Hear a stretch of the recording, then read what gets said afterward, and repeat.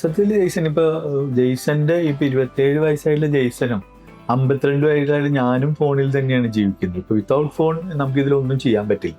ഞങ്ങൾ കൂടുതലും ഡിജിറ്റലാണ്. ഞങ്ങൾ വളർന്നു വന്നതും ഒരു ഡിജിറ്റൽ ഏജിലാണ്. സോ എപ്പോഴും ഞങ്ങളുടെ ഒരു ഡിസഡ്വാൻറ്റേജ് എന്ന് പറഞ്ഞാൽ ചിലപ്പം ഞങ്ങൾ ചുറ്റുമുള്ള കാര്യങ്ങൾ ചിലപ്പം കാണത്തില്ല. എല്ലാവരും ഞങ്ങളെ കുറ്റം പറയുന്നത് എപ്പോഴും മൊബൈലിലാണ്. അപ്പം സാറിനെ പോലെയുള്ള ഒരു എക്സ്പീരിയൻസ്ഡ് അഡ്വർടൈസറിൻ്റെ എന്ന് എനിക്ക് പഠിക്കാനുള്ളത്, നമ്മൾ ആസ് എൻ അഡ്വർടൈസർ ഞങ്ങൾ എങ്ങനെയാണ് മാറേണ്ടത്, ഞങ്ങളുടെ ജനറേഷൻ ചിന്തിക്കുന്നതിന് ചിലപ്പോൾ ചില പ്രശ്നങ്ങൾ കാണും. അതെങ്ങനെയാണ്, അതിനെന്താണ് സാറിന് തോന്നുന്നത്?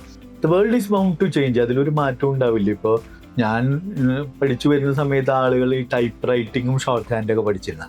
ഇപ്പം ആരും അത് പഠിക്കുന്നില്ല. ഇപ്പോൾ കമ്പ്യൂട്ടേഴ്സ്. ഇപ്പം ഞാൻ ആദ്യം കാണുന്നത് ചുമരെഴുതി ബോർഡുകളൊക്കെ ഉണ്ടാക്കുന്ന ഇലക്ഷൻ പോസ്റ്റേഴ്സും ഈ ഷട്ടറുകളിലൊക്കെ പെയിന്റ് ചെയ്യുന്ന ആൾക്കാരാണ്. ഇപ്പം ആളുകൾ ഫ്ലെക്സിൽ പ്രിന്റ് ചെയ്യുന്നു, ക്യാൻവാസിൽ പ്രിന്റ്. ഇത് വേൾഡ് വിൽ ചേഞ്ച്, ടെക്നോളജി ഇത് എംബ്രേസ് ചെയ്യല്ലാതെ അതിനനുസരിച്ച് മീഡിയം മാറണം അല്ലേ. ഇപ്പം നമ്മൾ പ്രിന്റ് ഉണ്ട്, റേഡിയോ ഉണ്ട്. റേഡിയോ ഒക്കെ ആൾക്കാർ ചിലപ്പോൾ ഇത് പോയി എന്നൊക്കെ വിചാരിച്ചു. Great comeback. FM radios വന്നു. പ്രശ്നം നമ്മളുടെ ആരുടെയും അല്ല. വേൾഡ് എന്ന് പറയുന്ന സാധനം അതിങ്ങനെ മാറിക്കൊണ്ടേയിരിക്കും. അഡാപ്റ്റ് ചെയ്യുക എന്നുള്ളതാണ് നമ്മുടെ കാര്യം. എന്താണെങ്കിലും അതിന് ഏജോ ഒന്നുമല്ല. ഇപ്പം മൊബൈൽ തന്നെയാണ് ദ ബിഗ്ഗസ്റ്റ് മീഡിയ. ഇപ്പോൾ ആസ് യു ടോൾഡ്, നിങ്ങൾ പറഞ്ഞു ഇപ്പം ഫോണിൽ കുത്തിക്കൊണ്ടിരിക്കുക.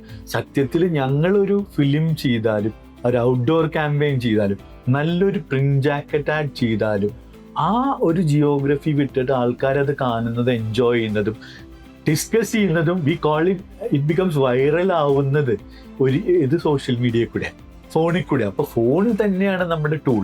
Even the composition changed.